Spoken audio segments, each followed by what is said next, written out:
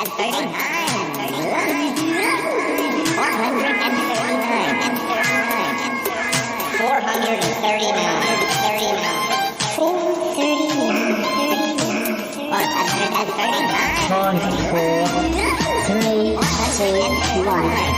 it's the Shy Life podcast. It's positive thinking. The Shy Life. You won't find a cast of characters like this everywhere. Hello, Paul. Delicious. This particular episode of the Shy Life is a little more abstract than usual. Oh, yippee. Okay, looks like the hairy guy is ready to record. 3, 2, 1. Go Shy Yeti. Oh, I hope he hasn't found out my secret. Do you think he has?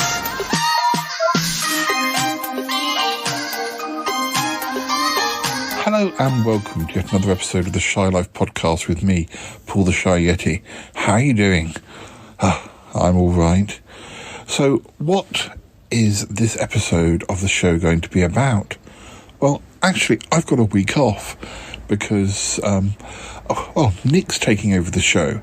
He's chatting to a mutual friend of ours, John, not Yeti Uncle John, but so I think they're just going to be having a chitter-chat about, I suppose I should say that John is he's a sort of fan of old TV, so I guess they'll be talking about that, but I really don't know.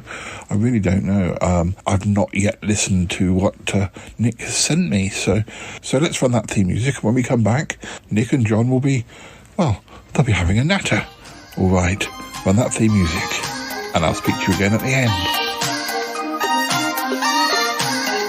It's time for my old buddy, old pal from across the channel, across the pond, Paul Chandler, the Shy Yeti. He's not that shy. Oh, it's the Shy Life podcast.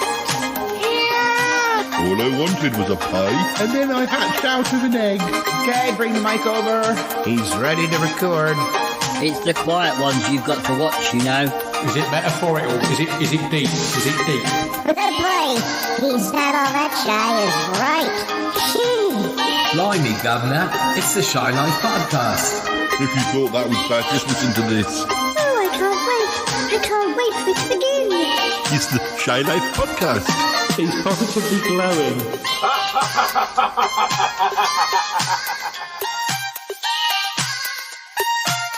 Well, I would like to introduce you to the Shy Life podcast run by our mutual friend Paul Chandler, and he's. I've worked on many of these, and I have with me Mr. John Pertwee. A very good evening to you.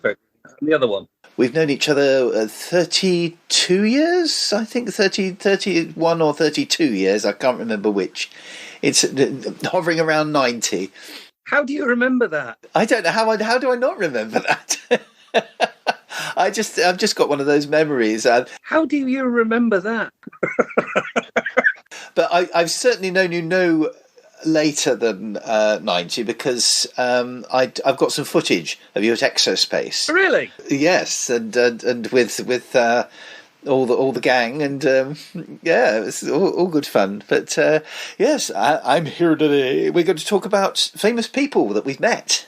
And well, as I say, we are indeed. Yes, we are. Do you want to tell me a little bit about the shop that you used to run? Because you must have, I think you met some famous people through that, didn't you? I did. Yes, I had a lifelong dream to run my own slice of Doctor Whodom, and it was very much a visit to assorted other sci-fi shops and emporiums and stuff like that, which kind of sort of pushed me to kind of open my own.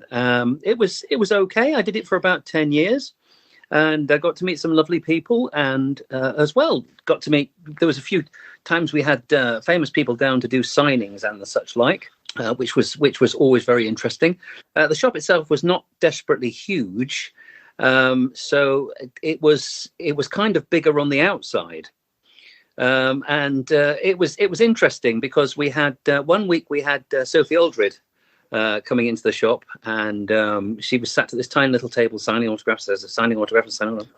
And then, like the very next week, we had Nicola Bryant, who arrived and was, signing autographs. So it was very much for a fan. It was very much a kind of a dream come true. And we also met Fraser Hines came along, and Jeremy Bulloch came along, and the whole slew of people came along. It was really quite interesting because you get to see, when you meet these people at a convention, you kind of, sometimes you can be awestruck, as obviously I am when I meet you. And you can be like, oh wow, yeah, I thought you were great, and and all that. And it's a very short time because they're obviously just meeting the next person that likes them. But it's when you're with that person for the day, the person that you've watched on the telly box for the day, it's very different because you find out if they don't like cheese on toast, or if they've watched that day's Coronation Street or something like that. So, and it's something that you would never know normally, because if you went up to someone at a convention at a signing place and said, "Oh, did you see Coronation Street?" they just kind of look gracious. But if you're with them for the day, you get to ask them all the strangest questions and things like that. Fraser Hines and Jeremy Bulloch. Jeremy Bulloch played, I think it was it Hal the Archer? He did indeed, yes. Yeah, and one of the youth rebels in the Space Museum as well, with Bill Hartnell. That's it. He was absolute top bloke, and he had some great stories about Star Wars and about his Doctor Who appearances, because obviously at that time he was kind of well known for being in Star Wars. So he said about his time in Star Wars, he says, I didn't actually always wear the Boba Fett suit, and I didn't do any of the voices for Boba Fett. And there was a couple of scenes where it was a stuntman playing Boba Fett and not me. And he says in the bit where it's in the inside of the bit, that's not me either. So he says, I don't really know why I'm here today. But it was he was just really interesting and just really nice, and it was a different type of actor to a lot of the people that are on television now. I'm going to be really careful what I say. A lot of the people that are famous now are famous through some form of reality TV, and that's a different type of entertainment. Absolutely. So I managed to get out of that. The reality TV obviously is a different type to the drama or the comedy shows or anything like that of the 1960s or the 70s. Mm. I think going back to Sophie, I was actually at her first convention it was called White Hart, but it was our local group set it up. It was in Salisbury. It ended up being at the Rose and Crown because the White Hart had double booked or something, and Sophie was at that one along with Richard Franklin and Mark Strickson and Julie Brennan, who he was still married to then. And she was instantly lovely, instantly natural. And obviously, she was brand new to it. She'd only recorded Dragonfire at that point, so she was still brand new to it. And we had a mutual friend, Graham Bleefman, the artist, who does a lot of fan Anderson stuff. He's a very old mate, and he used to live at the time he still did live just around the corner from me. And I think we kind of. He didn't realise he'd passed me on the town path on the way to work each day, and he hadn't realised I was a Doctor Who fan, or sort of quite liked Jerry Anderson stuff. And I would regularly go around there, and he'd later on when I went to Bristol with him, when he went to Bristol, I used to go and visit him. He used to pop into toy shops and check whether his artwork was on the lunch boxes and things like that when Thunderbirds came back. So, cool. So we were sort of, have I been paid? Yeah. But Fraser Hines I've seen in action at a convention, but I don't think I've ever actually met him. But he's a larger than life character, isn't he? Yeah. He came along the shops a few times, because when I moved shop, he came along, and he's very interesting. And he got, obviously, because he'd been in quite a selection of Doctor Who, he'd got some really interesting stories. That's it. Yeah. That's all I can say. I seem to remember a long, long time ago you telling me that you'd met Ingrid Pitt. Now, I did. I too have met Ingrid Pitt, so I was wondering if we might be able to swap Ingrid Pitt stories.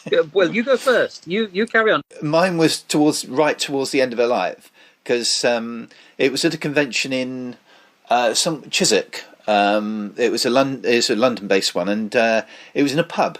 And they were doing a Peter Davison day, and lots of people. They had a Warriors of the Deep panel, and it's Ingrid, and she came on. She had just come out of hospital with double pneumonia and a stroke. Ouch. And against all medical advice, she had come along to this convention, and she was literally going.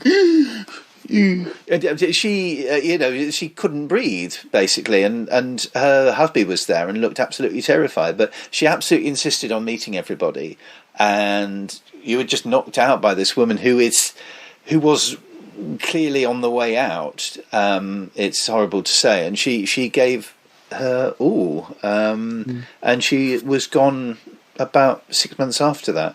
Wow. So, as I say, at that point in time, I dead knocked out by how dedicated she was. But obviously, I didn't know her beforehand.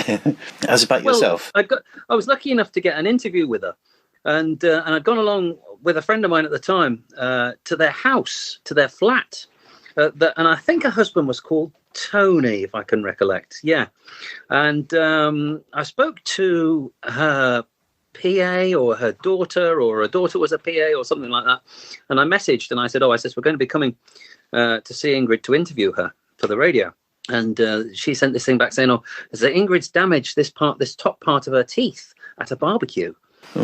So she doesn't really want to be talking, and she and all this sort of thing. So I thought, because I've always held her in great esteem, because she's in one of my all-time favourite war films as well, which is Where Eagles Dare. My good lady likes that. It's a great one. It's got the. Not only has it got the Richard Burton broadsword calling Danny Boy, but it's got Richard Burton giving a great instruction to Ingrid Pitt, who plays the barmaid, and he kind of gets her on his knee, and he's whispering information into her shell-like, and then he just turns to her and says, dead seriously, he says, "Hit me across the face as hard as you can," and then she just goes whack, and just runs off. Anyway, apparently she enjoyed that. Yeah, she enjoyed doing that. Apparently, but he anyway, we'd gone to a house, like a flat, and she baked all this stuff, Nick, all these biscuits and cookies, and she'd made this special tea, and it was all on this tray, all these cakes and buns and stuff. And I was talking to her about how she'd met Elvis Presley and what it was like, because she was a prisoner of war and all that sort of thing. And she kind of sort of kept sidetracking the conversation to talk to my friend. I kept trying to bring her back to say, well, I want to ask you about these. And she was just she just really wanted to talk to my friend. And there was one bit where she just kind of sort of she made this big exaggerated gestures, about talking to my friend. And I said, yeah, I need to ask you about this, Ingrid. And she says, oh yeah, in a minute. So we were there for about 3.5 hours, and I got about 8 minutes of audio that I could have used, and then after she'd sadly passed, Tara and I went to her husband's house. I think had moved, and he was with he was doing they were going to do some horror fest. And it was all going to be a tribute towards, I think it was the Ingrid Pitt Foundation or something like that. And Tara got to sit in the Countess Dracula chair that Ingrid had got. So yeah, it was a really interesting day, really interesting. But she was definitely one of the most unusual people that I've ever met. I could see how she was a bit erratic. I mean, she was lovely and very professional and devoted. But she was very careful about which questions she asked. She answered rather. Yeah. I think she was saying about the karate chop with the Merca, and she said, "Oh no, I didn't do that, darling." Well, no, we got a nice picture with her as well. But no, and her poor husband looked terrified because she was clearly extremely ill and straight from hospital. What I thought was rather nice was one of the guys playing the Silurians was there, and he actually sent somebody over to get her autograph. So actually, one of the Silurians wanted her autograph. Oh, that's so cool! It's really sweet. In Warriors of the Deep, I think the one of the things I remember the Doctor's backflip into the water, and I also remember I think it was one of the Sea Devils had his head on a permanent slant. Yes, all the way through, and I that was always my favourite Sea Devil, that one, because I thought he was obviously he'd raised up from the depths too quickly and given himself like the neck bends. Yeah. Yes, very contemplative Sea Devil that but one. It was but it's not a bad story at all. I quite like it, and I the guy that played one of the guards that got shot by a Sea Devil was there, and he used to be at one time a milk tray man, and she really and she was flirting with him outrageously, and it was terribly funny. I'm going to marry you, darling. Yeah, she did say that a lot, allegedly. Yeah, but it was she certainly had a lot of character. I found. Yeah, it was great. So who else have you got? Who else have you got to talk about? Well, staying with Who, obviously there's quite a few. Mary Tam and her husband I've met. Of course, they both passed away now, unfortunately. I was a convention called Battlefield 3. I think the first one was in Exeter, but the second, all the subsequent ones were in Coventry. Lovely, looked like a perfume shop, very ornate and gold, and I went there for my 31st birthday. And who should welcome me in, because he knew a couple of friends of mine, but Michael Sheard. And he got everyone to sing happy birthday to me in a kind of Mr. Bronson persona. And that was nice. That was a nice surprise. And I thought, it's my birthday, and I've never done this before, but I went for a celebrity meal. Oh, wow. Now, one of the people I got was Anthony Ainley for starters. And he was one of life's eccentrics, because he was very. How can I describe Anthony Ainley? He was like a gentlemanly but bitchy. He was very kind of. I think Colin's put on a bit of weight, and sort of, and he came to, and I asked him about. He was a very strange man, but I asked him about whether he'd actually ever worked with Roger Delgado, and he said no. But I heard him. Saw him in a pub once describing a tax return. What an extraordinary story! Unfortunately, that one of the the main course was with one of the guys who was in the Auton, not the Auton stories on Doctor Who, but the videos, straight to video things. I didn't know him from Adam, so it was kind of a bit embarrassing. And then for afters, Mary Tam, who was lovely. She was absolutely so natural and chatty and lovely, and it's very sad. And so was her husband, and it's very sad that it's passed away. But no, Michael Sheard was an absolute joy at any convention, and he treated you like an old friend. And did you ever meet him? I did. He seemed to have such a big effect on him that he put me into his book. I'm in one of his. Don't know if I'm in the first or the second book, but he's put me in there. And I'd got this Star Wars record because he played Admiral Ozzel. And they'd signed it, and it was a Star Wars picture disc. And I kind of gingerly handed it over, and I said, "Could you sign this for me, please?" And he was, "Oh yeah." And as he was handing it back, the blooming record fell out of his sleeve and just clattered to the floor. And he was mortified, just absolutely mortified. He was dusting it down. He said, "Oh, I'm so sorry." And but he was really, really interesting, and he was very, very fan friendly. I met Anthony Ainley only once at a like a multimedia convention. I would have wanted him to say, "Oh, Doctor, you have been naive," but he didn't say it. And I got in the lift, and Ant got in the lift, and the lift was going down, and I was desperate to ask him a question, just some question, before he disappeared into the night. And I said, what was it like being in the land that time forgot? And he says, and he kind of gave me this look, and he says, it was a marvelous film, marvelous. And he says, but very cruel on all those dinosaurs that they killed. And the lift doors opened, and he got out and was gone. And I thought, oh no. And I thought, oh, those dinosaurs. Oh, you were joking. Oh, he'd gone. And Mary Tam, I met in Weston-super-Mare, and she was my all-time favourite character, female character in Doctor Who, was Mary Tam, and I didn't know what to say. Now, this might strike you by surprise, and I just didn't know what to say. And she was there, and there's this picture of Romana in the like the feather boa type thing, which is really, really beautiful picture of her. And she's looking straight at the camera. And Mary Tam was there, sat behind this desk. And this woman was stood in front of me.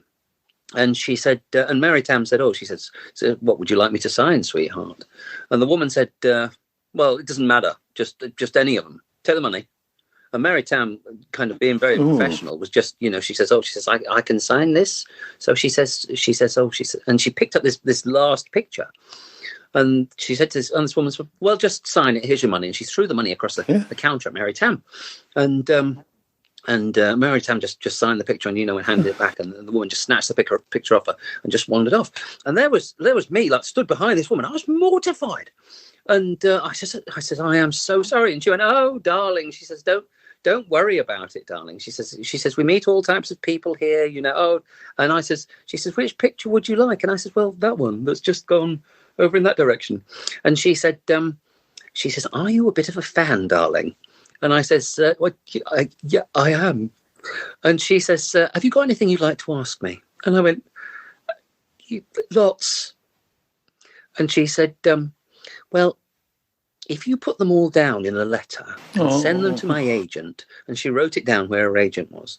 And she says, and what I'll do, darling, is she says, I'll answer all your questions in a letter and I'll send you a copy of the photo because you missed that one today. And I said, really? And she says, yes. So she says, here's my agent's address. And she says, just send me a letter. And she says, I am sorry about that. Very rude woman. And I said, yes. Oh, it's bye. And I left. And I was just completely and utterly blown away. And then I'd lost the piece of paper. Like that day, I lost the piece of paper.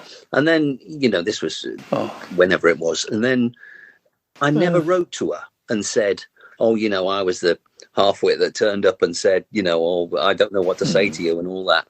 And then she died. And then I thought, that's just heart-wrenching. But, I think she knew by the look on my face that I was a fan. And, I think she kind of, if the lady in front of me had been the last lady and there'd been no John stood behind her, I think she'd have been, been a bit, but she was absolutely fine. She was really, really nice. And I don't think it was a put on. I think she was just really nice. Yeah, she was a darling when I met her, I must admit, and I'm glad I did that celebrity meal now. Even if I got some old chap from Auton, which I've never heard of.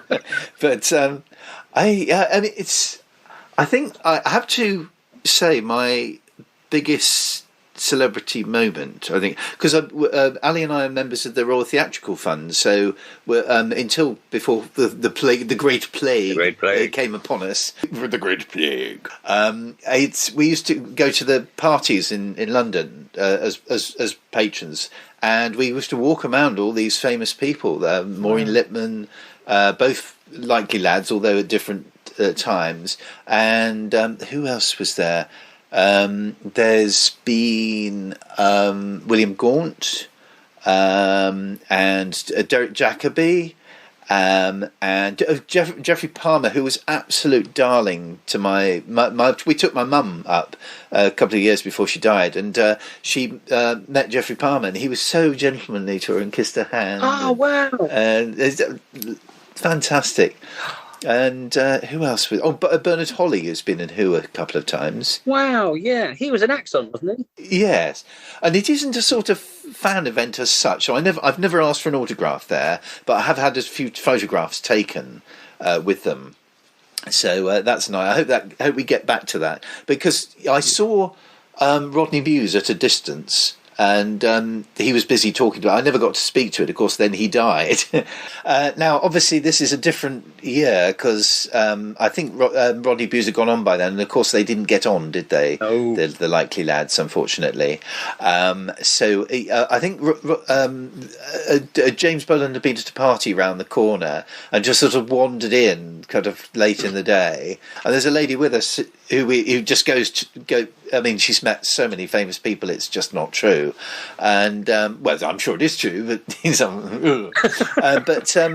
we went up to him and I said, it's time we saw you on telly more often. And you wouldn't expect a jolly James Boland. It just wouldn't happen, would it? So he goes, well, don't tell me, tell the BBC.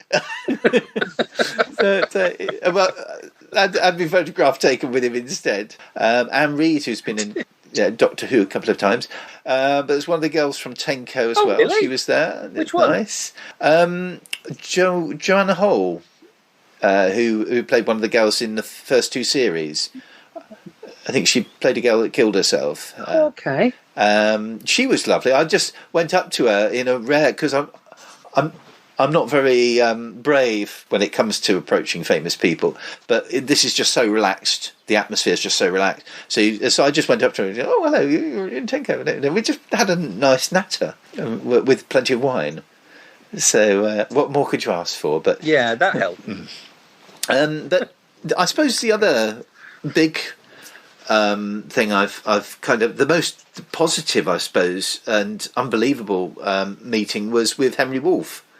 Because he was coming. Oh, really? Yes, he came to an event in Chiswick 5 years ago, and Ali and I signed up for him. We went to the London Underground, came out of the London Underground station, and there was Mr. Wolff, just in the to one side in the ticket office, looking at a very crumpled Google map, and. We can help him. I said, wow. Oh, hello, we're coming to see you. And do you know how to get to this bit? Yes, he's got the map. Do you want to come with us? And we walked, and we got him lost, bless him. And he was just so nice. He's one of the nicest famous people I've ever met, because he wasn't the least bit perturbed or worried that we were getting hopelessly lost in Chiswick. He just, it's quite an adventure, isn't it? And he looked exactly as he did in the 70s as well. And at one point we hailed a taxi because we weren't getting anywhere. We got in, all three of us got into the taxi and were turfed out by the taxi bloke because it had been ordered for somebody else. And here we are being evicted out of a taxi with Henry Wolff. And we got talking. Of course, he was in the Sunmakers as a collector. And he was. Henry Wolff was also in Steptoe, wasn't he? He was, yes, as the main villain in it, yes. And of course, it was just a pleasure to be with, just so natural. It's like going out for a walk with your dad. It's just totally natural. Yeah, that sounds pretty cool. And he was just so nice. And we just have turned up. We delivered him to the place. And then later on, probably joined the queue and kind of just, oh, hello again. It was brilliant. A surreal hour getting lost in Chiswick with Henry Wolff. Yeah, we've had a couple of times like that. We had to go and interview Brian Blessed. And Brian Blessed was giving this talk. And it was going to be Brian Blessed talking for an hour and then showing the film that he's been in. Yeah. So what they said was, we'd gone along, and on this particular time, I was doing the freelance for the BBC. Oh. And the people greeted us, and they said, "Oh, who are you?" Because we just turned up. So I said who I was, and then they said, "Oh, BBC. If you'd like to come into here, we were taken into this room with thousands and thousands and thousands of pounds worth of electronical equipment and computers and stuff like that." And the lady said, "Oh, would you like a drink?" And I said, "No, nope, leave us alone. Nope, we're fine. Nope, we don't want water or anything in here. Thank you. Nope, no, we're all right. Where's Brian?" And we were just terrified because there was literally billions of pounds worth of electrical stuff, and we just both sat there. And I says, "Yes, it's exciting here, isn't it?" "Yep." And then Brian came in and he went, "Oh, and he was completely and utterly as you would expect, and then sat down. And then we asked him all these different questions. But what happens with him is if you say, "How did you get here today?" you've got an hour's worth of story with him telling you exactly how he got there today. And he will bring in his conversations with everyone else on the planet in that hour's worth of story. That's just one question. And he ended up saying about Z cars. And I'd not even mentioned blooming Z cars. And he says, the television then, he says a lot of it was live. And he says, there's this one episode of Z cars. He says, and someone had gone missing. And he says, and Pat Routledge, she was the mum. And he says, so he says, we'd gone to see her. And he says that they'd gone missing and Pat Routledge was pacing the floor. And then he says, and cut to scenery of police dogs and helicopters. And they were going over the moors and they were looking everywhere. And he says, the whole episode, he says, was very, very fraught and very, very quiet. And he says, and then he's cut back to the studio shot of Pat and me. And he says, it close up on Pat. He says, and she looked at me and she says, "She's dead, isn't she?" And he says, and I went, "Yes." And then he went, "Da, da, da, da, da, da." And he says, "It's brilliant acting, brilliant, yes, especially for me." And so anyway, he just the best story he told, right, was he says, obviously, he says when he was on Flash Gordon, and he says, we've got this great scenery. He says, this great big landscape, he says, with the spaceships and the 300 Hawkmen on wires and everything like that. He says, and we were coming down to crash onto Ming's ship. And he says, and I was the leader of the Hawkmen. So he says, I was up there, and he says, I was brave lads. And he says, and we landed. And he says, and there was all Ming's men dodged around. And he says, and I landed. And he says, and I punched one of them out. And he says, I picked up this rifle. And he says, and I went, bow, bow, bow, bow, bow. And he says, there was a smoke and the sound effects. And he says, and I went up to the latest one. And he says, to blow away the computer system. And he says, zap, zap, zap. And he says, the director went, a cut. And he says, and I looked and I said, I didn't know what I'd done wrong. And he says, Brian, he says, we do all the sound effects. You don't need to. You don't need to do anything. You just it's fine, Brian. Brian, it's fine. So anyway, he was a wealth of stories. And then we were in the lift with him, and he's great mate with a mate of ours. And I says, you know so-and-so. And he went, oh, find out how he is. Oh, I'd love to see him again. Oh, he must come out. And within 2 minutes of meeting Brian Blessed, he told us that he sleeps completely naked with a Jack Russell. Amazing. That was within 2 minutes. And and he's got over 3,000 animals of different types and everything like that. And he was just such an interesting man. A really, really interesting man. Yeah, and he just passed his cosmonaut and he said, I'm going to go into space. And he says, Patrick Stewart keeps ringing me up saying, oh, I worry about, I see you climbing mountains, Brian. I says, Patrick, calm down. And he was really interesting. So we sat down, and like the interviewer, I'm guessing didn't quite know what he was in for. He knew that Brian was very exuberant and everything like that. So he says, so let me ask you, how did you get started? And that was it, Nick. That was it. The guy never asked what. He's got this sheet full of paper. He never asked one more question because Brian was just gone. And it went on for an hour and a half of just Brian Blessed talking. This bloke going like you're doing now. And he says, he went, right, can I? And Brian says, in a minute. And just an hour and a half. And it was amazing. I have to say, I went to see his one-man show. Well, it would only just be the one man, wouldn't it? Let's face it. There's not another Brian Blessed, and that was a couple of years ago. He came to Salisbury, and I think the story that really got me chortling was when he was in Rep, and the head of the manager of the theatre sort of completely unfazed, totally professional, and he said, "Tomorrow my wife is going to be playing Ophelia," and somebody shouted from the stalls, "Your wife's a dirty tart," and he says, "Nevertheless, tomorrow she will be playing Ophelia."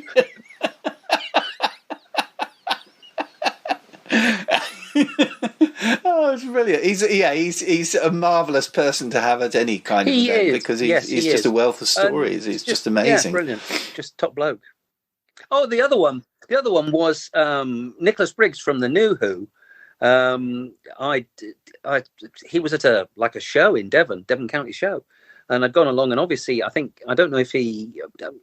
Well, I just kind of approached him, and I said, "I'm opening a little shop." I says, "Would you like to come along?"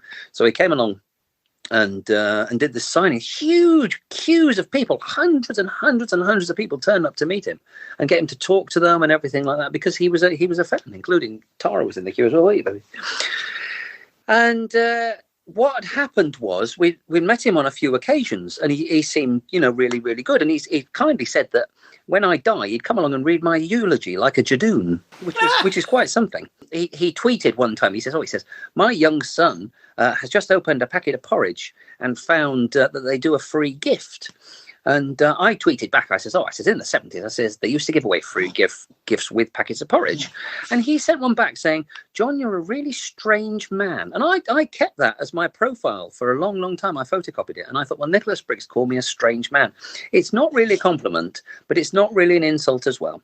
And we were trying to get from Derby, which is up here, obviously, to this eating emporium. And there was a group of people, and what had happened is we had one guy who'd been to this eating emporium before, we had Tara who was driving, and we had me in the back, and Nicholas Briggs, very famous Nicholas Briggs. And then this bloke said, "I don't know where the place is." So I thought, okay. And we couldn't get hold of the people who knew where the place was. And we were driving around Derby, which we'd never been to before in our life, in the pitch black. If you ever get to go to Derby, a lot of the time I had found it's perhaps not open. And then it was dark, obviously, because it was nighttime. So we were driving around a city we didn't know to a place where we didn't know where it was, with a bloke we'd never met before and Nicholas Briggs. And then Tara said, "Well, in a minute, we're going to be back home." So Nicholas Briggs said, "Well, that sounds good." And Tara says, "Well, we can do you some tea and some toast." And he says, "That's fine. Let's drive on." And we finally found this eating establishment. And he was, again, a wealth of stories that a lot of them I can't perhaps repeat on here. But he was a very interesting man. I remember and because he'd met all the doctors, I think, or he'd met a lot of the doctors. And he said that John Pertwee himself was in quite a bit of pain, had quite a bit of back problems. He says that would sometimes come across as being a bit erratic or a bit. And he says, if you're in pain, he says, you're not always going to be maybe friendly and bright and chipper. And he says, but there was one event, I think it was him that told me about this. There was one event where John Pertwee had gone and he was kind of suffering, and he didn't want to let the fans down. So he was out the back, and then the second he got announced on stage, the lights came on, Pertwee came through the door and he was all, I am the doctor and everything like that. But Nicholas Briggs was an absolute top bloke and really, really, and he actually invited us for a Big Finish lunch, which I'm meaning to take him up on one time. And he doesn't really do tons of conventions, but on the times when I've met him, he's always been very interesting. Mm. Oh, bless him, he's too busy working. Yeah, he is. Yes, I think he was. It was pre-new show, because he's been around for years. He was interviewed by my friend Alan Hayes and on Sonic Waves years before, because the sort of origins of Big Finish go back to the audio plays that they used to do, and Nick Briggs played the Doctor in the 80s with these. So yes, I can't remember for the life of me where I met him, but I didn't really meet him to talk to, but he was I think he was interviewing at an event because he himself is a fan. So he was it was sort of like a fan who was elevated to stardom. But but no, he seems a very nice, natural guy. There's one thing that always interests me in the sort of times where we've met famous people and it's been slightly awkward. I do remember that I used to have a crush on Judy Bowker from the Black Beauty series, and she came to a fete in 1982 at Salisbury and the Cathedral Close. You know, I was going kind of yes, hello, and she was walking past with her husband, I hasten to add. And just as she was walking up by me, a fly went up my nose. Oh, no! So Judy Bowker's one and only impression of me was going, kind of gurning at her. And she quite rightly looked a little perturbed. So I failed to make an impression there, I'm afraid. Also at the Close, years and years ago, was Leonard Rossiter. Oh, yeah. Leonard Rossiter was there. I think it was... He just finished the first series of Reggie, but hadn't gone out. But I knew him from Rising Down. This is about 1976, and you kind of think, is he off the telly? But the first person I met was Don McLean from Cracker Jack. Yes, he was. He came along to a toy shop. I can't remember. There were two toy shops in the 70s in Salisbury. One of them was Playbox 2000. The other was Joyland. And I think it was Playbox 2000. But yeah, he came along. He was with this megaphone, I seem to remember. I can't remember why. But and he was a lot of fun and very natural bloke. And I just thought, wow, if he decides to stay and work in the shop, that he won't appear in Crackerjack. You know, I was kind of, in my 4-year-old mind, was kind of thinking, if this happened to them, that happened to him, he wouldn't appear on telly. It would kind of, I'm trying to make the connection, you know. I've never actually met anyone famous like that on before. Woo! I've only ever had kind of two really, well, not really embarrassing, but only kind of two things where I've been a bit. And one was I went and interviewed Sarah Douglas, who I had a terrible crush on. She was the female villain in Superman 2. She was Ursa. That's right. She was very tall, which was not something that I kind of knew. And I'd gone out to interview her, and I just didn't know what to say. And I was getting hotter and hotter and hotter. And we sat in her cottage, and her mother was bringing out cups of tea, and I'd gone with a couple of other people, and I just didn't know what to say. I was just so shy. And then she started talking to me and just saying, "Would you like to ask me about?" And I said, "Yeah," which made a really bad radio interview, because like it was supposed to be me asking her questions. Why did this happen? And she was just going, "And then what would you like to ask me about?" And I thought, oh, this has gone terribly. And then at the end of it, after we'd drunken tea and eaten her biscuits, where there's terrible pictures of this woman that I'd really had a crush on for years, and me just sweltering, kind of going, huh. And then she says, would you like a photograph of me? And she says, I can sign a photograph for you. And I said, no, it's fine. And then I couldn't get the door open, her front door open. And then she sort of reached in and struggled past me. And all I could say was, "Oh, you're tall, aren't you?" That's all I could say. And that was like the last thing I ever said to her. And it's cripplingly embarrassing. But I had to go to a Battlefield convention, which I think was in Exeter. I'm fairly sure it was Battlefield. And what had happened is I'd gone along to like shift some tables and do some stuff. And Michael Craze had gone and Annika Wills had gone. And there was, I was at that. And Sylvester McCoy had gone. And they'd asked me to keep an eye out for Sylvester McCoy. And I thought, oh, brilliant, that'd be great, yeah.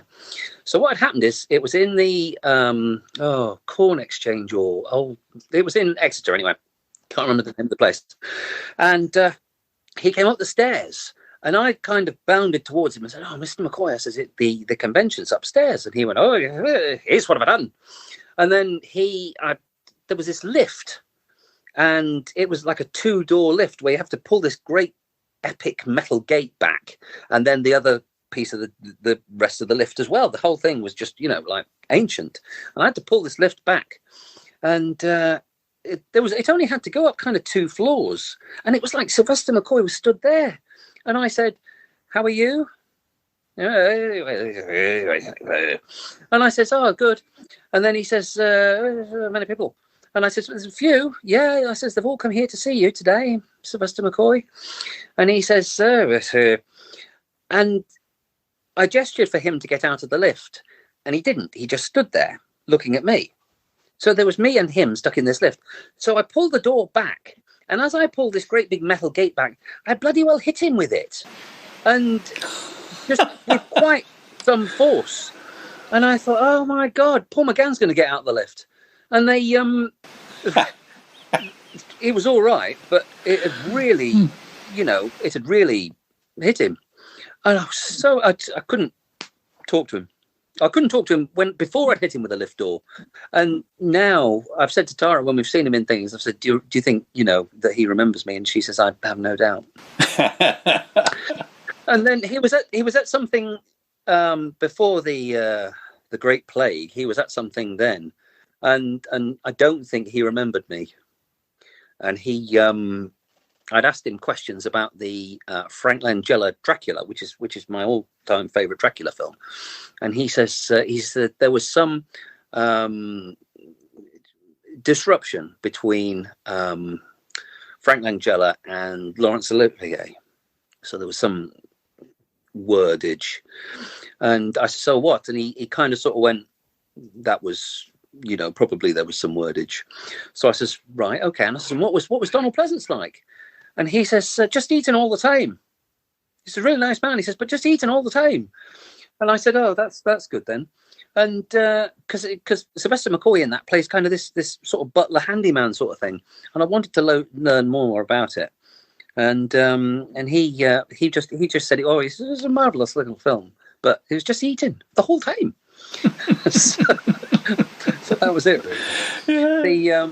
The final one, because I am going to have to go and have my dinner. Okay. The final one is when I went to London, and I met Tara and me met Stephen Thorne, and Stephen Thorne turned up, and he was a first-rate bloke, absolutely top bloke. And again, we'd gone to the BBC studio, and they kind of shoved us into this room, this little recording studio. And Stephen Thorne turned up, and he was immaculate. There was literally not a speck on him. And he looked stunning. He looked, just amazing. And I asked him all these questions, and he says, "Oh, and he was talking about Omega and all that sort of thing." And again, we'd not gone, but we'd gone as fans, as well as like doing the interview. And Tara said about how he voiced Aslan in has he voiced Aslan in the Lion, the Witch, and the Wardrobe, or something like that? I don't know. Yeah, he voiced Aslan in something like that. So, he says that was marvelous. And I says, "May I say?" I says, "Thank you so much for coming along." And he says, "Has the recording?" Because we were there for about an hour and a half. And he says, "Has the recording come out all right?" And I says, "I think so, yeah." And he says, "If not," he says, "just give me a ring." He says, "or send someone a message." And he says, "And I'll come back into London." I says, "And we can get a bit of dinner." And he says, "I'm more than happy to record it and do it all over again." He says, "And if there's anything else you want signing," he says, "I'm only too happy to." Yeah. And yeah. And I said, "You look really smart." I says, "I'm sorry to turn up looking so scruffy." And he says, "Yes." He says, "I'm just on my way to a funeral." Oh. So I said, "Oh, sorry." And he says, "Oh, no." He says, "It's fine." But he was... That's amazing. Just like one of the nicest, just like one of the nicest blokes. And he was on his way to this funeral, or just got back from this funeral, and he was talking to this blooming half-wit and his beautiful lady about Doctor Who and how he'd done all these amazing things. Yeah, some of them are amazing. I have to say, I always like the fact that all the other Ogrons are kind of like, "Oh, we feel the monster," and of course Stephen Thorne comes on, and he's sort of Roy Shakespeare coming. "The bleeding fools have returned." He's the Ogron that is kind of all sort of. Is he the one? Is he the Ogron that says, There's been no complications. No. He's the one that's taller than all the others and comes in to talk to Roger Delgado in the last episode of Frontier in Space. And he's like very tall and very articulate for an Ogron. Just quickly, two things that I have to mention. You mentioned crushes. Well, my big crush was Lois Baxter, who was in Madame Lamia in Android's Tower. I just thought, I was absolutely in love with her when I was 11 years old. I went to see Corridors of Power, which was a Roman thing, at Salisbury Playhouse. I didn't realise she was in it. My friend took me to see it, and I went, ooh, it's her! kind of. And I thought, and I wrote her a fan letter, and of course I used to work in the general area of the Playhouse because I was in the Maltings where the infamous Novichok was, but many years before that, and she came in to the shop. And of course, there's somebody who, and literally I didn't stop shaking for an hour or so after I met her, because she said, if you come and see the show again, we'll have a drink together. And I was wow, did you go? I was like that. And yes, I did, and we had a white wine spritzer, and we chatted for ages, and I've always wanted to meet. Could we have a long chat? Because I was, I told her about my writing and things like that. Write me a part. No, I'm serious. Write me a part, and I never did. And the other time she was in Salisbury, I wasn't able to see her because I was on stage myself, and that was 20 years ago. So and the other time I was going to see her at a Doctor Who convention, and the snow and the Novichok happened, and unfortunately it wasn't to be. And the other awkward bit was you were saying about clamming up and not kind of talking to people. I was at a bar in Salisbury, and lo and behold, at the bar waiting for me, because it was an actor's pub, was Blake himself, Gareth Thomas. Blake. And he was in something in Salisbury. And I thought, hold on, it's Blake. I didn't really kind of want to be too much of an anorak in front of him when he was just there for a drink. And he was kind of like, it was kind of, we made a hand gesture. Is it your round? No, it's mine. No. And I was with a non-sci-fi fan. If I'd been with a sci-fi fan, I probably would have actually said something, but no, I didn't want to spoil his evening, so I kind of let it be. But yes, I had cross. It was there in the same vicinity as Blake. So was this after Series 4 had finished? Oh well, yes. I was only 13 when Series 4. I would have no place in a pub. But no, this was about 20 years ago. You should have said, have you betrayed me? You should have said that. Yes. You should have said, he would have he looked like he could take a joke. Yeah. Oh yeah. You see some of those videos on YouTube, and it was kind of bantering with Mr. Darrow. He could take a joke. All right, mate. Well, I'm going to disappear. It's been very nice. Many thanks for your participation. I hope we do it again sometime. Okay. I look forward to it. Many thanks. Thanks, mate. Take care. Bye. Bye. Hello again, listeners. It's me. I hope you enjoyed that chat between Nick and John. I always find it quite nerve-wracking meeting famous people, although at least one of those stars that John and Nick mentioned, Michael Sheard, he was a lovely man, and both Nick and I think, have bits in the same book as John, as do Lisa and Andrew and many other people. He was a very fun person to have a convention. But anyway, we are nearly done for this episode, but considering it's sort of related to famous people of the day, I'm going to share with you a little chat that I did with Nick a month or so ago. But you may remember we did an episode all about the magazine Look-In, which ran from the early 70s into the early to mid-90s. Well, we also recorded some mini chats about particular issues, and Nick described sort of what he found in a particular copy that he had to hand, and, well, that's what you're going to hear now. So I will hand you over to Nick and I, and have a listen.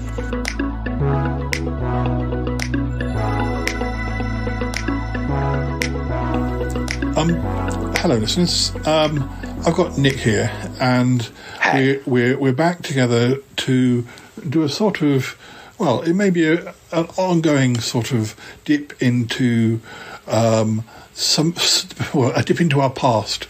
Some of you will remember that we did an article which we recorded in the summer of 2020, all about the 1970s to 1990s magazine Look-In, which we both grew up with, and we mainly talked about the 70s and early 80s in that episode. But rather than do a complete sort of second episode, which we may do at some point, we thought it was time to at least dip into the odd issue, which I'll pepper across lots of different editions of the show, and that's why we're here. But this time, Nick's going to be telling us about an edition that he has access to. What have you got for us, Nick? Yes. Well, as I say, the Look-In site where you can download the issues, I've concentrated mainly on, although I think it was a magnificent product, I've concentrated on collecting the Look-Ins, basically, which I owned in the 70s. From summer of 75, I started buying them, and these early, sort of February 80, my pocket money wouldn't stretch to that, and Doctor Who Weekly, and I'm afraid Doctor Who won the argument. So I've got pretty well, I would say, most issues from that era in some form or another. Some of them aren't complete, but the guy who runs it is always looking to get complete issues. Do you want to dip into a random one and see what is in store? Yes. It's very difficult to be random about Look-In, because I've just got so many memories of it. But I'm going to go for this one from 1975, week ending the 29th of November 1975, because the very last page has a significant memory for me.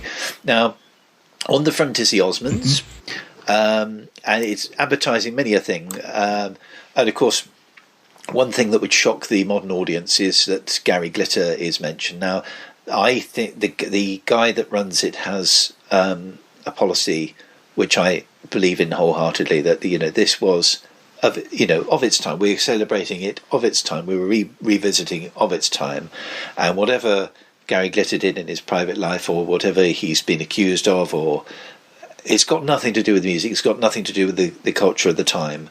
So he says, any complaints, don't want to hear them. I thought, right on, yeah, that's good. Anyway, so we've got the Osmonds on the front. I've said it before, I'll say it again. The artwork on these is to die for. I mean, you wouldn't get it as good now. They're gorgeous colours, gorgeous likenesses, and you had to we were spoiled as kids. There is a poster.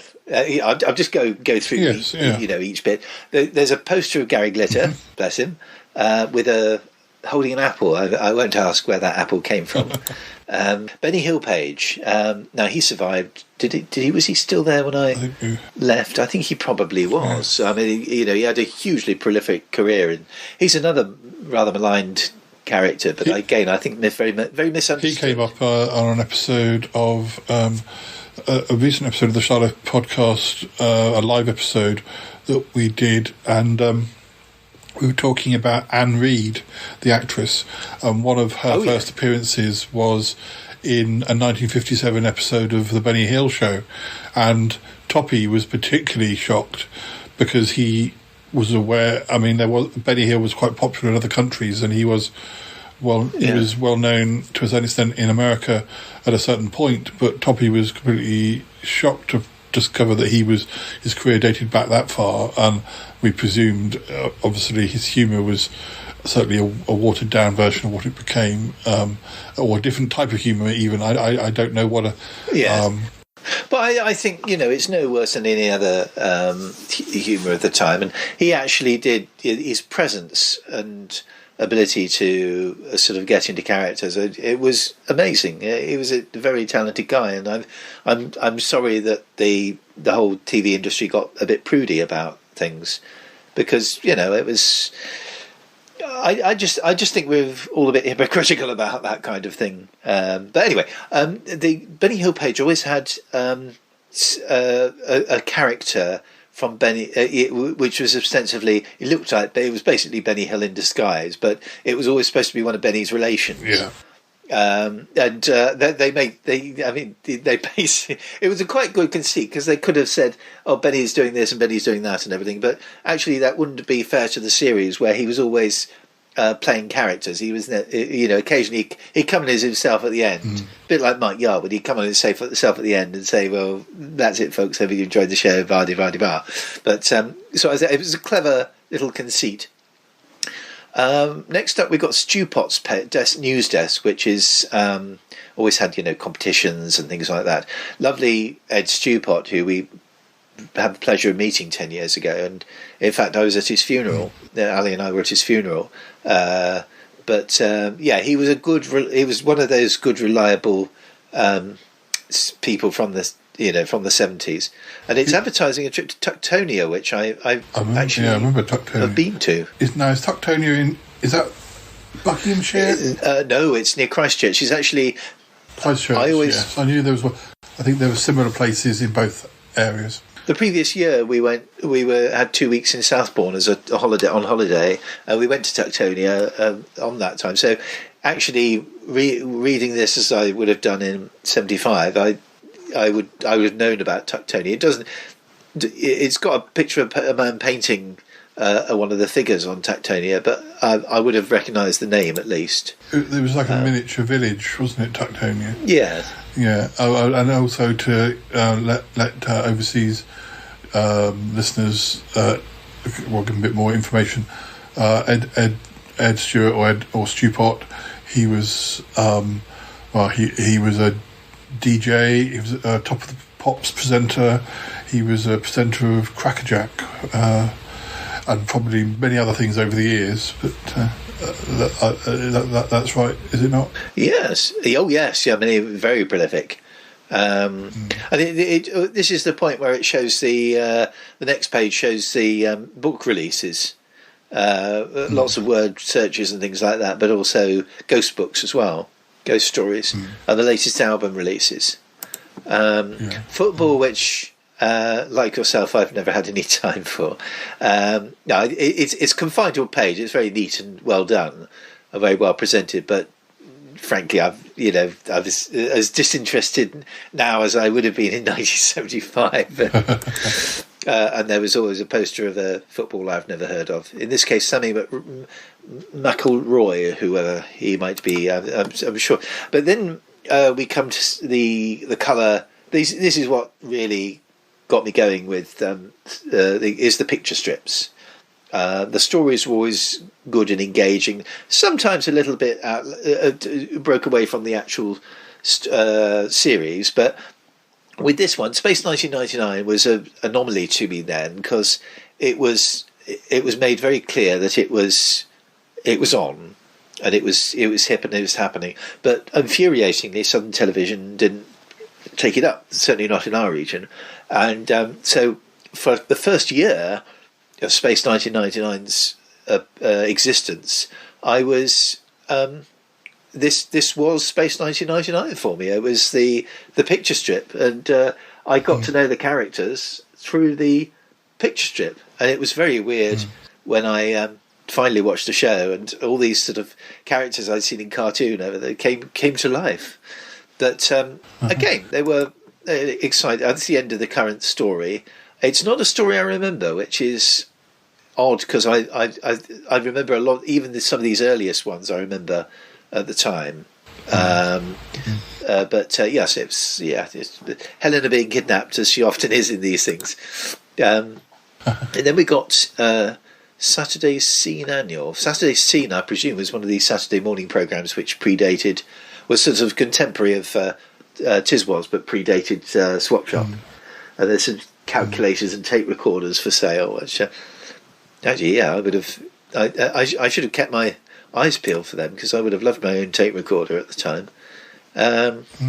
Magic Music. For some reason, I think the only time I entered a competition was when it was if you're creating something, writing wise. I wasn't even interested in the prizes half the time. It was just the steam of sort of having something accepted. The comedy one, the picture strip, is Man About the House. Again, artwork's extremely good. And yes, this was just before George and Mildred. It has all the George and Mildred characters in it, plus Richard O'Sullivan and the two girls. That was quite well done. It was quite faithful to the series. What else? We got the.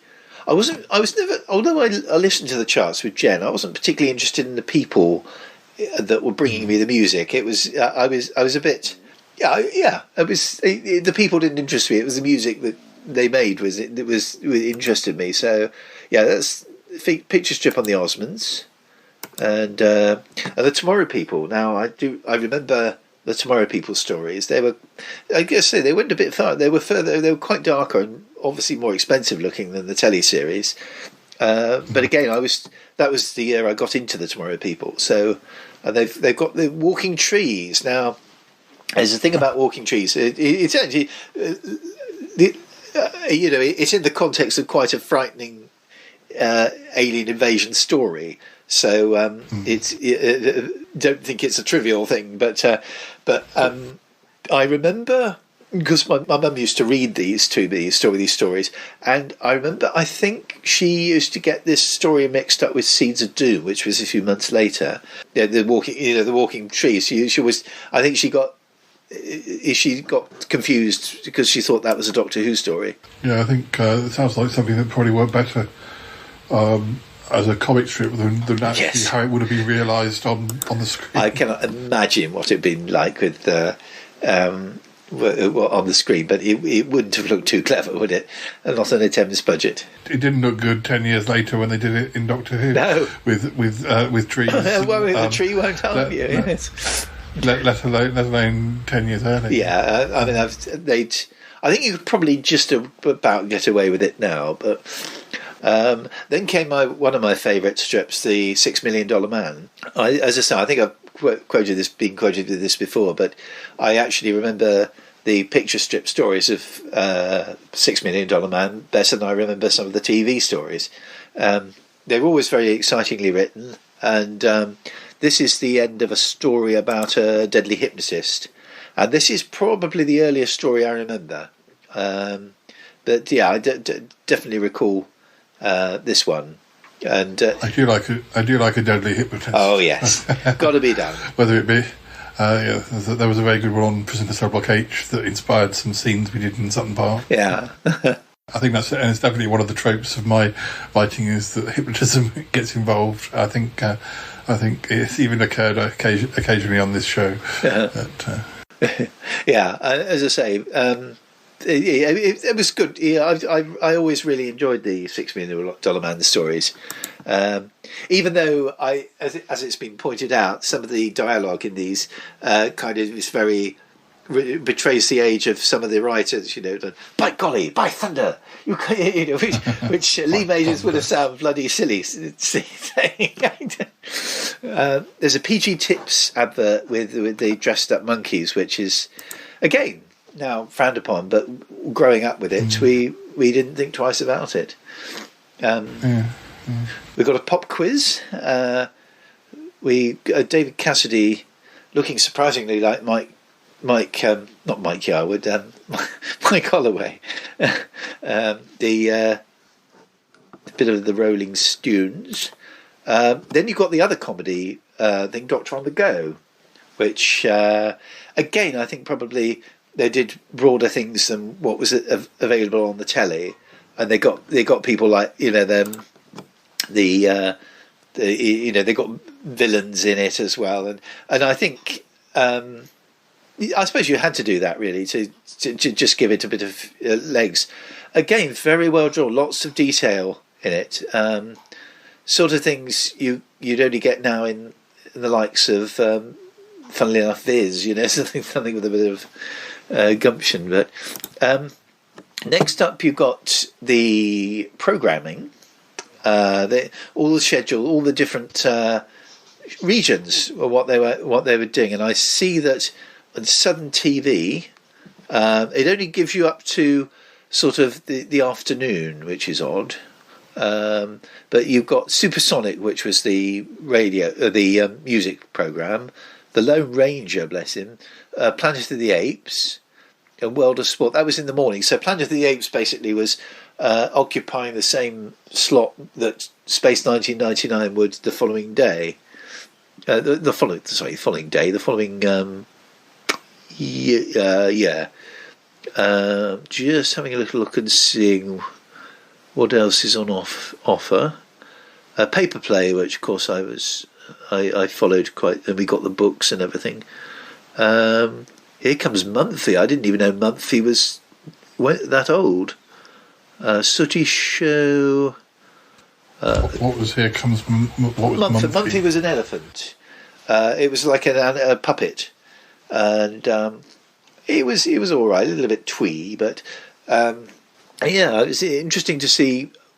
Let's actually see, because the other regions seem to had Space 1999. Some of them did, and some of them didn't. I would be very keen to have seen Ulster had it. The Midlands had it. That was the big, and Scotland had it. So I really don't know quite why. Anglia had it. So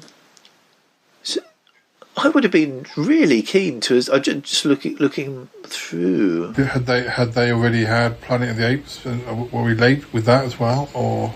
I think Planet of the. I think I could be wrong about this, but I think Planet of the Apes is actually still going strong.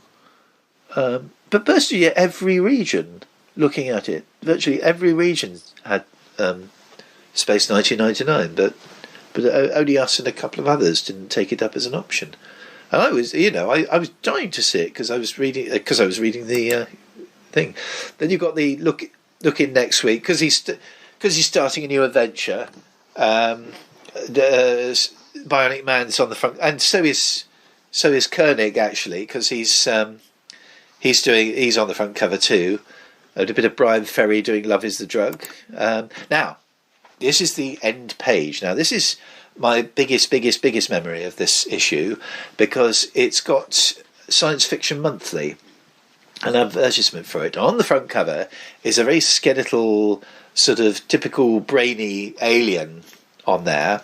And I think it's advertising Forbidden Planet. Was Forbidden Planet? Surely not. No, I don't. Yeah, I think we mentioned though that we'd seen an advert for Forbidden Planet in looking before, presuming it was an early version of the shop. But I don't. No, maybe I'm wrong. Science Fiction Monthly it is, but this chap, I'm glad I've got him here because I feel I owe him one. Because I was a very nervous child. I quivered through Planet of Evil. I was at that point I'd just finished quivering through Pyramids of Mars, and I quivered even hard on. I was a very, very nervous kid, and this guy with his long fingernails and brainy and skeletal body freaked me right out. He's not exactly Miss World now, but I got my, because he freaked me out so much, I got my mum to snip him off the back, and I got her to hide him in the kitchen, which is a peculiar thing to do, because I didn't want to look at him because it was too scary, and for ages my copy of this, I actually had this issue in the flesh, in the paper, should I say, to this day now, but with bought again with the little fellow intact, but eventually I got my mum to throw him out. But I was such a wimp, unbelievable wimp when I was a kid. But now I have him on my laptop. So peculiar chap, and I do feel I owe him one. So there, it's ironic, really. You've got the likes of Gary Glitter in full colour, and it was science fiction alien that I was scared of. And these days, it would be Gary Glitter that would be snipped out of it, and the alien would be staying put. Not from me particularly, but from generally, if somebody was buying it now and they had 20 society sensibilities. I think that it would be Gary Glitter that would get the chop rather than the Science Fiction Monthly alien. Whatever happened to Science Fiction Monthly, I don't know. I wasn't into science fiction. I loved Doctor Who by then, even though it was scaring the crap out of me. I was interested in Space 1999, UFO definitely. I was into by then. So I like science fiction, but I didn't like intellectual literate science fiction. So that was Look-In from late November 1975. Very memorable issue. I've rather let down the side and cut as far as the randoms aspect's concerned, I'm afraid, because I would like to have been a bit more random, but I do remember that one, so I thought I'd give him coverage. Cool. Thank you.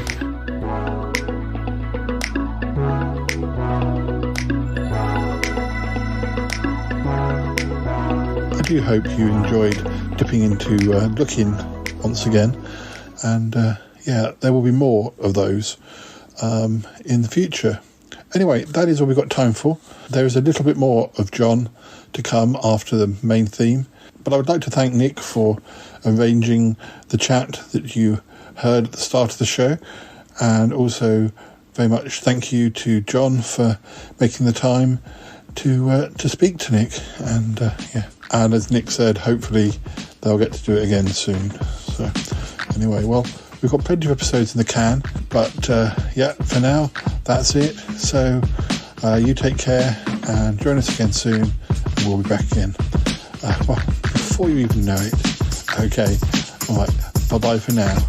Bye-bye.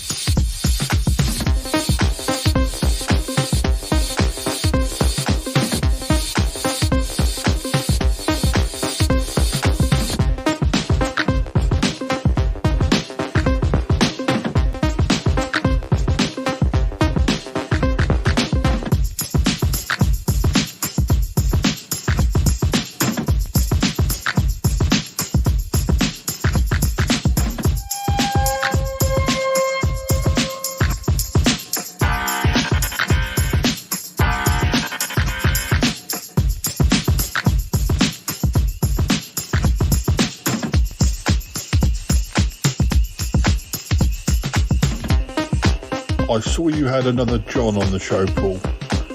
I did, yes, I know. Well, I really can't help it when the guests have the same names as some of the regulars. And I'm sorry, I just can't.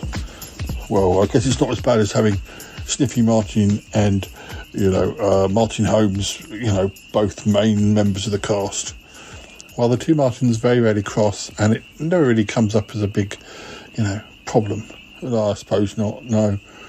I was just thinking, all that chat about meeting famous people. Yeah, when I worked in a bar in London, I was always meeting famous people. Oh, yes. Well, you and Bettina. I mean, Bettina must know a lot of famous people. And Damius, August. Yeah, well, we're not talking about that, we're talking about me. I used to bump into all sorts when I worked in that bar. It was fascinating. Yeah, I'm sure. When was this? Late 70s, early 80s maybe. I forget the exact date. So, who did you meet? Yeti Uncle John. All sorts of people. Well, yeah, but which ones? You've heard what we did on the show earlier, and Nick and John, they talked about the people they had met. So, who did you meet? It's not top secret, surely. Well, no, it's... I could tell you, I definitely met one of them. She was on Top of the Pops. A singer? No, one of them dancers. Oh, like from Pan's People? Yes, one of them. Okay, can you remember, like, the name? Oh no, I can't. I guess I guess you could read them off Wikipedia. Maybe it would ring a bell. Maybe I haven't got time for that, Yeti Uncle John. Oh well, it's trouble. Just remembering. It's been a long time. But yes, I guess working in London, you're bound to come across all sorts of people because the theatres are all across the centre of the town. Yes. And I definitely met Larry. Laurence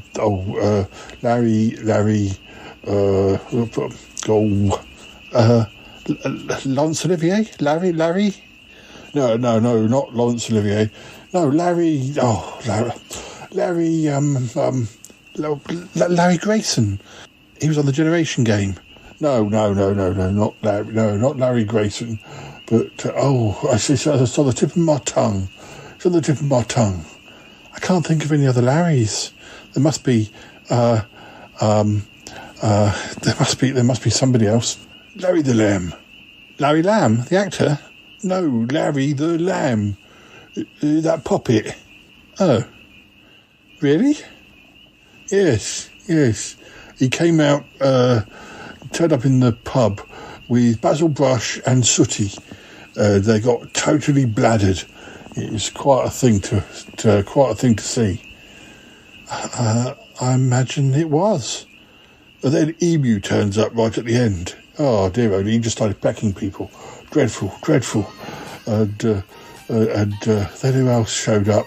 Oh, Bungle and Zippy from Rainbow. It's Uncle John. Are you just making this up now? I can't possibly say. I can hear the theme music playing. I better go. It's Uncle John. Oh dear. Now it's Uncle John's making up celebrity stories. Just when I think he can't drop any lower. Well, unless it was true. No, I can't imagine Sooty getting drunk. Bye, listeners. That's strange.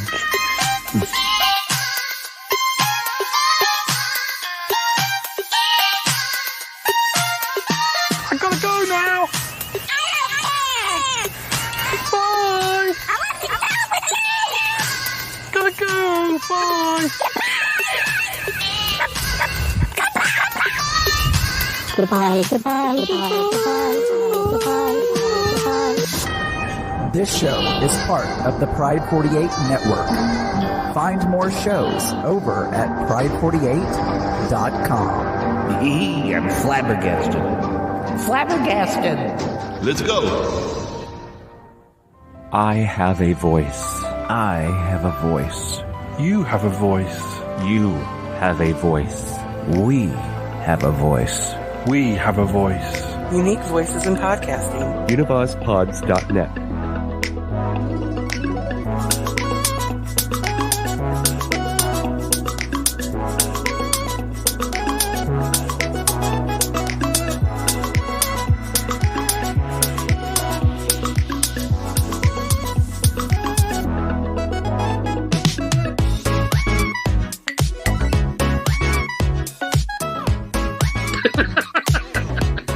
Did I ever tell you we met him and Pamela Salem to play in Torquay? This was a couple of years after. I'm fairly sure it's a few years after the series had ended, and it was the Scottish play. When the play opened, when the curtains drew back, there was a battlefield, like a great big battlefield, and all this loads and loads of smoke and stuff, and you could hear death and gunfire and stuff like that. And he was just stood like in the middle of all this carnage. And he just looked up at the audience, and I thought, oh, that's just so cool, because it was clearly a reference to the show. And we were lucky enough to go to the pub with him across the road, and we spent with him about a jolly half an hour, and with Pamela Salem about 14 days.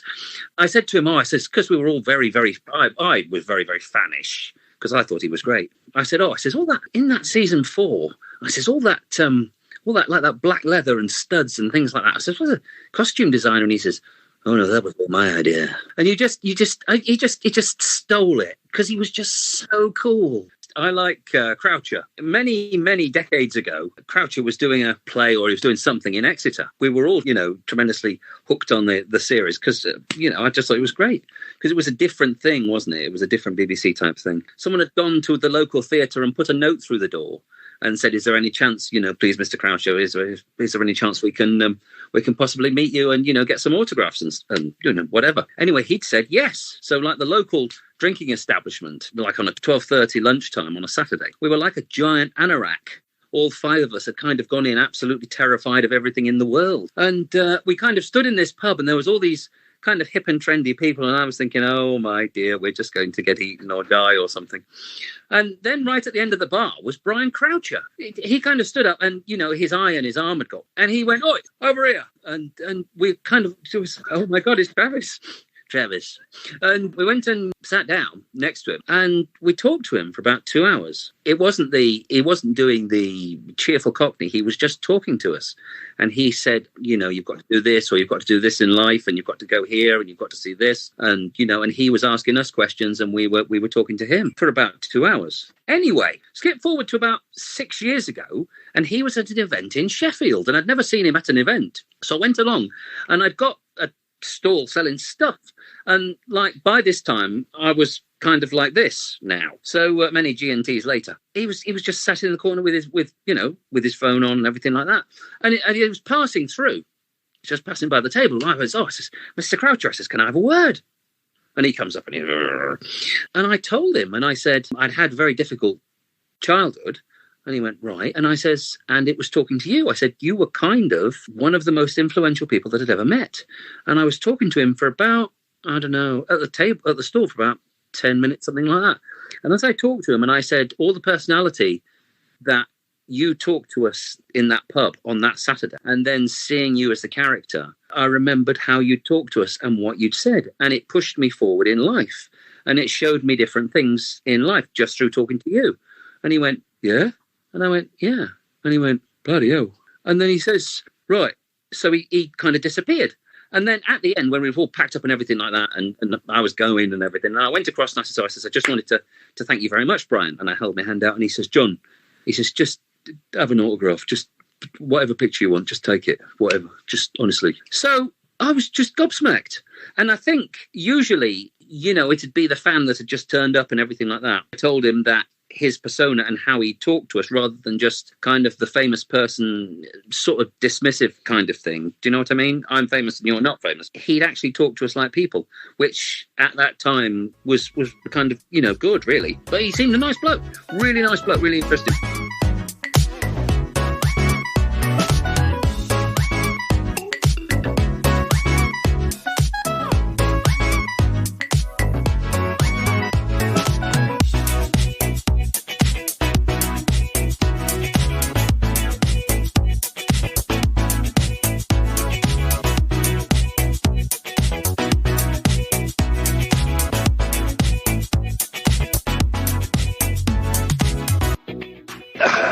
Wonders of the editing. Right.